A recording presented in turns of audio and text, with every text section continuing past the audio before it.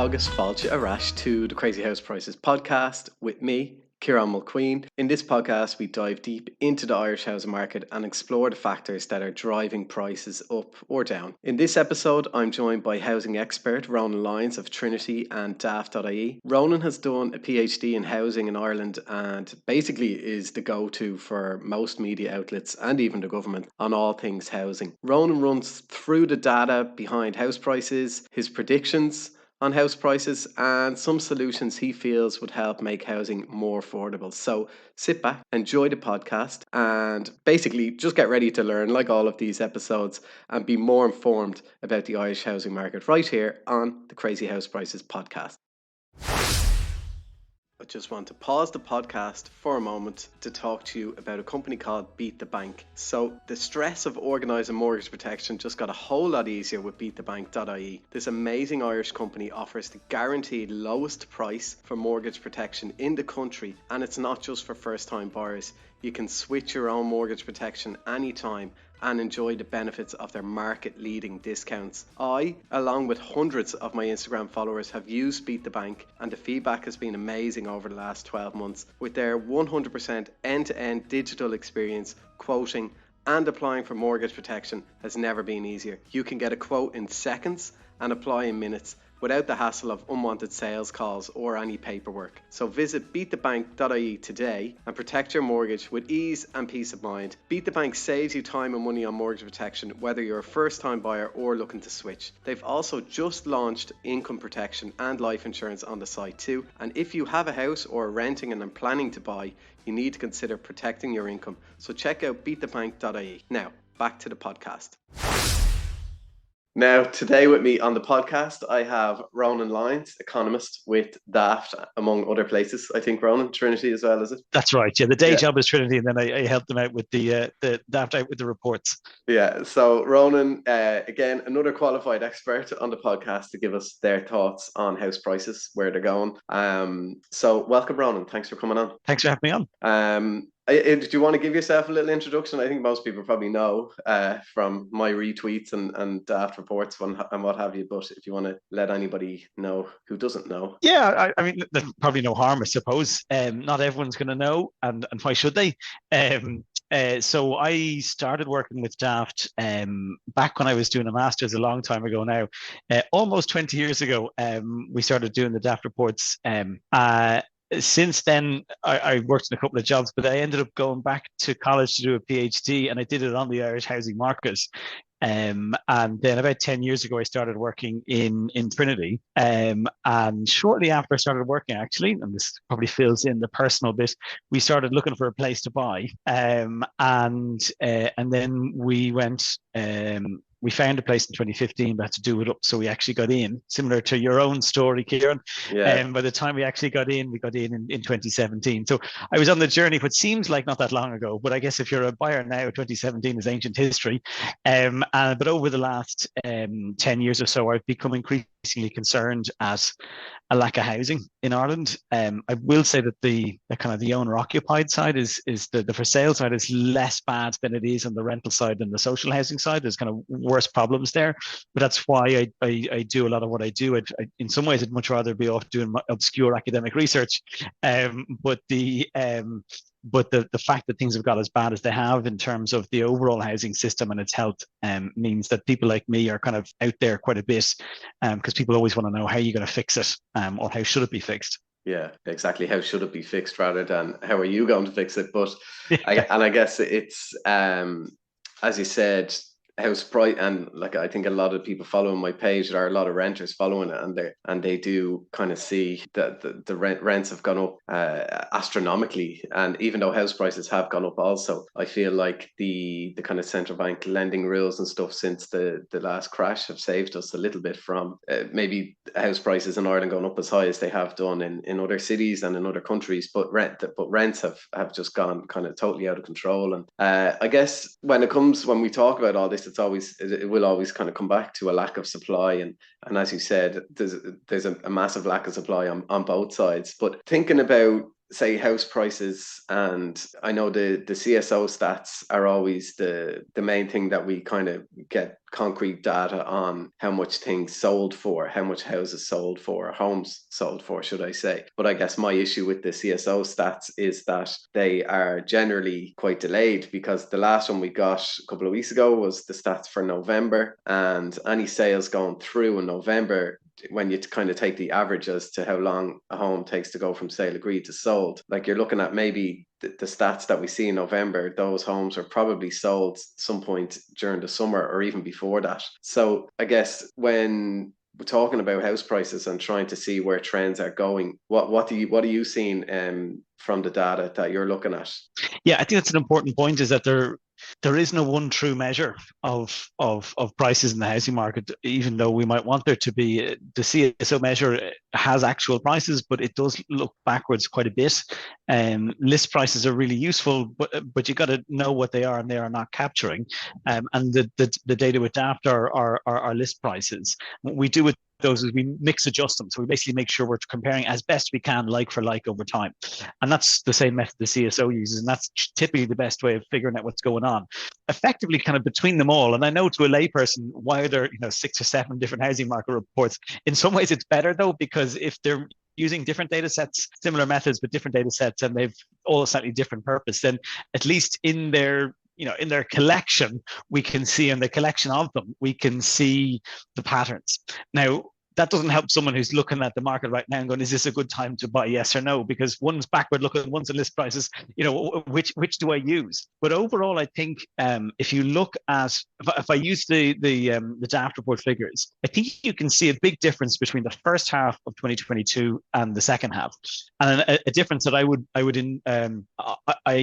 put value on in terms of understanding a change in market conditions. So in the first half of 2022, I would call it the end of the COVID market. So you see big increases in a lot of counties around Ireland as the kind of unexpected savings of COVID, the last of those comes into the market.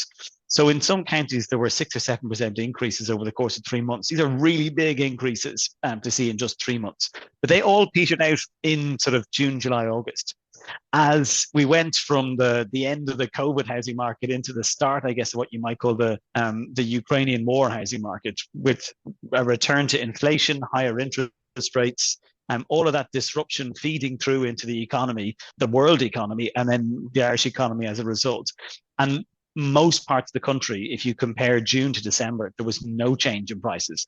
There having been such a big increase in the first 6 months, the second 6 months of the year saw nothing.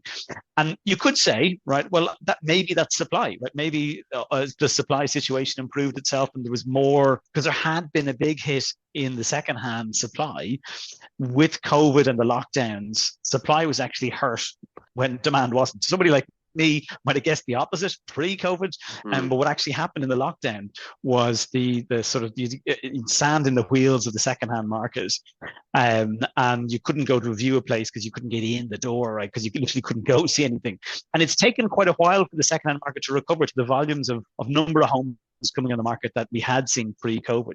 But by the second half of 2022, in a lot of the country, not Munster, but in Leinster and in the cities, we had seen kind of a return to supply. So you could look at that second half of the year and go, but you know what it is? It's just supply improving, and that's fine. That's a good thing, but it still means that demand is strong, even if supply has got better. But one of the elements in the DAFT report is we survey people active in the housing market, and we ask them what do they think is happening in the housing markets.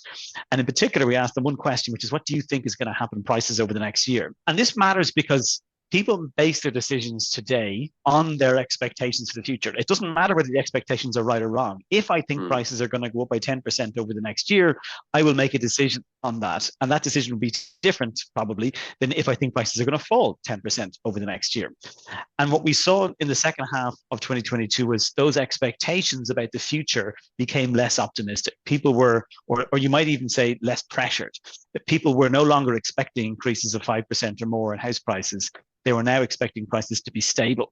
And that would mean that demand is softening, not just supply getting better, but demand softening. And that's why I think as we go through the first half of 2023, I think we're quite we're not that likely to see any upward pressure in prices. I think there's going to be a much better balance between the buyer and the seller in the housing market now than there has been for the last couple of years. Okay, so just to kind of recap on some of that, I guess going back to the supply of second-hand homes, so I guess the people who were looking to sell those homes had nothing else to buy as well, which causes kind of like a chokehold on that supply in that side of the market. And then what you're saying there, so the DAFT reports, so this is something I didn't understand. So the DAFT report uses asking prices, but the reason it uses asking prices is because the sold prices is not as up to date, so there's a delay on that. Am I right in saying that? So, and in terms of a correlation then between what you see in the data over the years, is it's a pretty close correlation between asking prices and then the sold prices 6 months later. Is that correct? Yeah, so part of the DAFT report actually does use the transaction prices as well. And so, because DAFT have the database they do, if you get the air code or the address, you can match through to the listing. And then you can say, okay, what you need to do to come up with a reliable measure of prices is to say, well, where is it? How many bedrooms does it have? And so on. You need to do a mix, because you don't want to be comparing a 2-bed one period with a 3-bed the next and coming up with the wrong conclusion. So there is a part of the DAFT report that looks at transaction prices, and it gives a very similar picture. The bit that's forward looking, that's new, is the list price bit.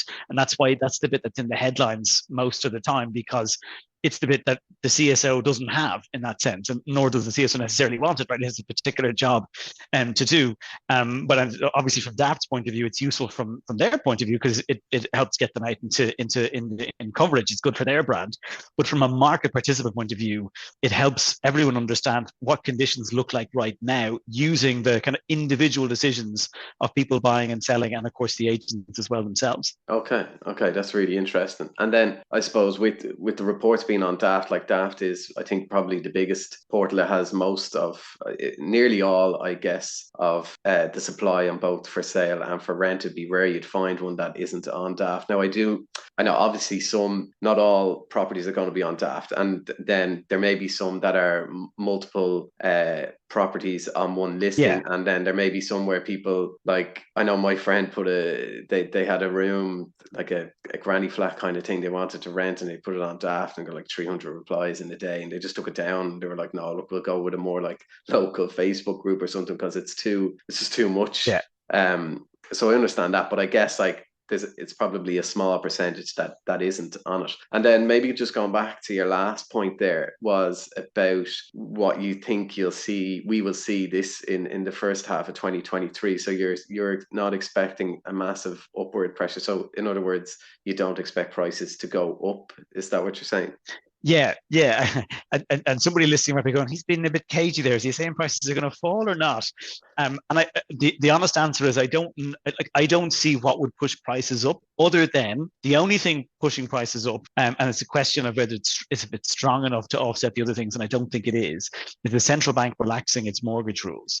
That is giving people sort of effectively bigger budgets. But at the same time, interest rates have gone up, and there's the supply situation has improved, and as I was saying, confidence on the part of buyers has deteriorated. All of those things are pushed in the other direction. So if I were a gambling man and I had to put money on it, I would be expecting prices probably to ease back by 1% or 2% over the first few months of this year. Generally, the first 3 months is on the listing side. The first 3 months is the kind of the market resets, and this is the 2023 supply, a bit like cars. Right? This is the fresh batch of stuff. You tend to see a kind of a 2, 3, 4% increase, and then it's a question of what happens the rest of the year. I'd be surprised if we saw that this year. Once we're measuring like for like, I'd be surprised if we saw a big increase. Okay, that's interesting, because I'm trying to get qualified experts and get all their opinions on it, and it's funny how some differ and some are the same. But I mean, you're trying to predict the future, so it's fairly difficult. But I guess looking at the data, so I think what you said there is very important, because people are really worried about this central bank relaxing the lending limits, and I think it's important to point out that it's only for first time buyers, which isn't all of the market. It's roughly, I think, around 30 to 35% of the last in the CSO stats, I think, around that, of the number of buyers. The rest were subsequent buyers and non-households. And then I don't think raising it up to 4 that doesn't automatically mean every first time buyer gets 4 times their income as a mortgage, because as you said, interest rates are going up, which means their repayment capacity will be going down. So they may not necessarily qualify for 4 times their income. So I think that's an important thing to mention. And then something you kind of you hinted at there, which I always find really interesting about it, is say when you're surveying people for the DAFT report, like how much of an impact does human behavior have on the economy and human behavior in terms of speculation? And if they're hearing from their friends, well, Jesus, you'd be mad to buy now, prices are going to drop by 20%, like that kind of thing does feed through large groups of people, especially with social media. So like how much of an impact do you think that has on the overall economy, especially in the housing market? Yeah, and as I mentioned earlier, my doctorate was trying to understand how the Irish housing market works. And if you want to think of it as this kind of that was a model that looked at the Irish housing system roughly from the 1970s up to 2012. And looking back over that time, certainly from 1980 up to 2012, there were basically kind of, you could think of 5 things that mattered. The first was, as you might expect, is the supply of housing. The more supply there was, everything else being equal, the cheaper housing was. The second was people's incomes. Right? As incomes went up, house prices went up if there was no extra supply. And those two are kind of like your the race of the fundamentals, right? If you measure supply in per household terms and you've got income in per household terms, if they're doing the same thing, then there should be actually no increase in prices. Of course, they're never doing exactly the same thing. One's always going faster or slower than the other. The third factor is one that we forget about a bit. And as somebody who's I'm involved in the policy debate, it's really important for me to remind policymakers of this. It's less important for this audience, but it's the number of people in the average household. We have gone from having over 4 persons per household in the 1960s to about 2 3/4 now. This is on average. Obviously, nobody has 3/4 of a person in their house. But what that means is if you take the same population, but you split it into smaller households, that actually creates a need for more homes. And we're on this big journey, and it'll take us another few decades to get to probably about 2 persons per household. But that's going to, if you don't offset that with more supply, that will push prices up. But going to your question, the other 2 factors are you've got that demographic one, and you've got supply and income. The other 2 factors, one is the credit conditions, right? So the rules that the central bank has, or indeed didn't have during the bubble. All right, and the more that you cap those, the more stable prices are going to be, which is why relaxing the rules is, everyone's a little uncertain as to what's going to happen because that's the first time they've been relaxed since they were introduced in 2014-15. But the last factor is what's known in the literature, in the finance literature, as the user cost. So if you think about it from, say you have an interest rate of 2%, as you would have had maybe a year ago or more, and you think property prices are going to go up by 5% this year, and suppose there's nothing else, no other cost about owning a home, you'll actually make a profit on that home, right? As a profit in inverted commas, right? You're going to get more in the extra value that's getting added to your home than it's going to cost you in the interest, right? But that was maybe the situation in 2021. In 2023, the interest rate has gone up to 4%, but actually people are no longer expecting to make 5% in inverted commas on their home.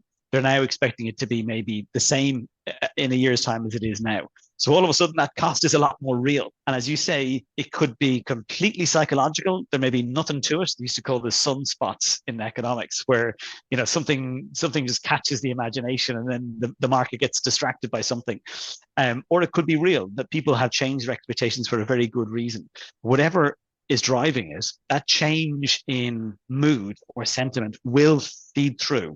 And it's why, even though it's easy to mock, when you hear people saying, oh, don't talk down the market, there's something behind that, right? Ultimately, I believe that fundamentals will win out, right? If it's good value to buy a home, no matter how much people are talking about it, something's on the cusp and you really shouldn't. That's what happened when the market turned in 2012. That if you surveyed people expected prices to fall because that's what happened in the last few years. But actually, the market turned because enough people realized that it was good value for them to buy at that point in time. Yeah, so and the same could be said for 2008. People were expecting, well, in 2009. Oh, exactly. It's going to be another 10%, so I may as well buy now because I'm going to pay 10% more next year. And then the opposite is true for 2012. Like, well, I'm not buying now because it'll be 10% less in 2013. So I guess, that makes sense, doesn't it? The fundamentals should and should Yeah, always win out. we call like adaptive expectations, right? That people look at the recent past and extrapolate from that. And it makes sense because we've got an awful lot else going on in our lives. Like, you're not going to sit down and work out an economic model for yourself just to buy a home, right? You're going to go with the signals around you and make your decisions based on that. And as you say, at turning points, they won't always get you right. But a lot of this is reasonably theoretical. From the point of view of an individual or a couple thinking about buying now, the key question for them is it the right time for them? It's about their personal circumstances and the dwelling that they're looking at. I'm sure this is similar to what you would say as well, is that if you are secure in your income and your job, or you feel secure and you're looking at kind of, I would typically say 10 plus years at the home that you're hoping to buy, then you need to be a lot less worried about 2 or 3 year swings in the market than if someone is saying, do you know what, I'm going to buy this and I'm going to sell it in 18 months' time. I'm not saying you can't do that, but that's a completely different proposition to somebody buying at a very secure point in their career. They've just got promoted or just come through probation or whatever it is, and they're looking at 10 years plus down the line.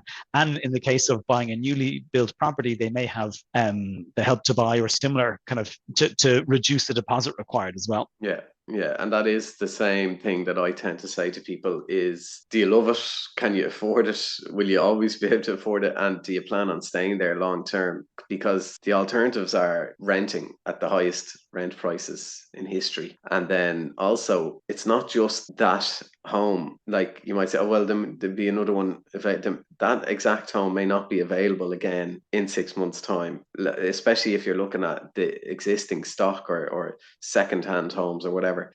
Like, they're not really building a whole lot of new homes for people to buy. So a lot of us are fighting over the existing stock, and you may not, like, they may not come up that often. So that is kind of what I tend to say to people is, look, if it's the right time for you, like, it's impossible to predict where prices are going to go. It's impossible to play that market. But and then if somebody is looking to invest or whatever, that's not my wheelhouse. It's not really something I'm interested in. I'm kind of thinking of these properties as homes rather than an investment. So it's nothing to do with me, that kind of stuff. But I'd be like, yeah, look, do whatever. Exactly. Yeah, go like off and any good luck. yeah, like any other investment, it carries risks. But I think it's important that people realize that the alternative is you're paying higher rent, and then if prices drop or they go up, it doesn't really matter to you if the only time the value of your home matters is the day you buy it and then the day you sell it, and then maybe the day you look to remortgage or switch your mortgage or whatever, which we did. So I guess that's always my kind of go-to for when people ask that question, is now a good time to buy? So from an expert's point of view, so if you were to talk about maybe this time next year, looking forward towards even 2024, do you think prices as a whole across the nation, will they kind of be around the same? Will they be up and down 1 or 2%? What would be your prediction on that? Yeah, and maybe that's a useful kind of prompt to take a step back and look at the system in a wider sense, because that helps me answer that question.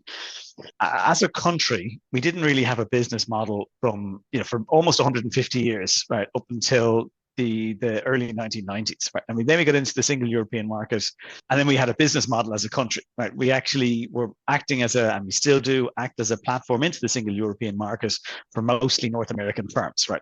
And we've made hay with that strategy, and fingers crossed there's some mileage in it left, not for the tax revenues, but for the jobs, right? The jobs are the key bit there. All that success means you got more people and you got more homes that you need to build. But we have failed over the last 25 years to build the homes that we need, in particular around the cities. That is not something that goes away in 2 or 3 years, right? It didn't go away 2007 to 2012. But what happened there was you had this reset of financial conditions, right? And people were no longer getting lent 7 times their income. They were only going to get lent 3.5 times their income. And in that context, it made sense that house prices fell by half, but it did nothing to change the underlying scarcity of, in particular, rental housing that was emerging already in 2009 in Dublin. I remember writing a report in 2009 saying we're running out of rental homes, and politicians would look at you and go, what are you talking about? You've got ghost estates. And it's like, have you seen the ghost estates? They're not the rental homes. They're different things. So, I'm involved in work at the moment looking at housing required in Ireland out to mid-century. And long story short, the most reasonable parameters, right, that we think of now as of 2023 suggest that we need between, say, 42 and 62,000 homes a year, every year, for the next 30 years. In a country that is clapping itself on the back for building 29,000 homes last year, that says to me that the shortage of housing is going to be there for quite some time. So as long as you've got that shortage of housing and as long as Ireland has its business model, I don't see a reasonable scenario where we're going to have some sort of 50% reset like we had last time. We've got the central bank rules, we've got a shortage of housing, and we've got a business model. Now, if one of those other things change, the central bank goes, you know what, actually, we don't need these rules anymore. Let's get rid of them. Or Ireland suddenly becomes a basket case because its entire business model goes up in smoke. We probably have other problems then as well, in addition to housing ones. But if those things happen, then I guess all bets are off. But if you think those things are unlikely to happen, if you think the central bank is going to keep its rules there, and if you think that Ireland is going to be, reasonably successful over the next few years, then our housing shortage is not going away anytime soon. And that says to me that the outlook for the next 3 to 5 years is it may be muted growth, it may be a slight correction after the last few years, but overall, we're talking about a country that doesn't have enough homes given its economic success. And I think that's a great summary of basically the last 50 years of policy. We're almost victims of our own success when it comes to what they have managed to do is to turn Ireland into a place that was not a nice place to be in the 70s and in the 80s into a place where a lot of people want to be. And because of that, we have too many people looking to buy homes. And if I could add one thing onto that as well, I have a little pop at the at officialdom. I think they mistake, or they do these population projections, and they're always really conservative with the population projections, because I think if they write down that Ireland is going to grow fast, even if it's only one of their scenarios, they're petrified that they'll be like, oh well, you said population was going to go up X and it never did, and how could you tempt the fates, right, by doing this? Whereas in fact, if we grow strongly, we'll need all sorts of infrastructure, schools and childcare places and university places, as well as housing and train stations. And by not even contemplating that could have happened, we've missed a trick, not just on housing, but on childcare places and university places and train stations and roads and all sorts of stuff that we didn't do. So we need to get better at understanding that we may actually grow. Sorry, that's my rant over there. No, you're right. And how do we build more then? What's the answer? How do we get them like 30,000, 29,000, whatever? That's the most we've built since the crash. How do we double that? In one way, it's easy. It's got to be viable, right? So you got to bring costs down. But that's the easy way, is just saying it, right? To actually do that, how do you bring costs down so that they're a more reasonable multiple of like, because if you think about it, from building a home in Carrick-on-Shannon or Kilkenny or whatever, you're struggling at the cusp of viability, right? Like it might be 300,000 to build a home, and will you get 300,000 if you sell it in the market? But what if it only costs 200,000? And I think that's the key for policymakers. They have been reluctant to get involved in that side of things for the last few years. It's like, well, isn't that the sector's problem? It's pretty clear to me the sector is not going to fix that problem, or at least it hasn't fixed that problem in the last 5 years. It's unlikely to fix it in the next 5 years. So policymakers need to take a much more active approach at understanding what are in those costs, why they are as bad in Ireland as they are compared to other countries, and then start taking the steps. And that's the bit that, unfortunately, I can't give you an ABC, right? Better land policy will definitely help, right? And there's kind of land value sharing and other things that will help with getting land used better. A bit of policy certainty, right? Not always changing things, that will help get investment in, and we need investment from abroad to finance the building of the homes. But ultimately, it's the hard yards of figuring out, in this bit of costs, why do we stick out so much?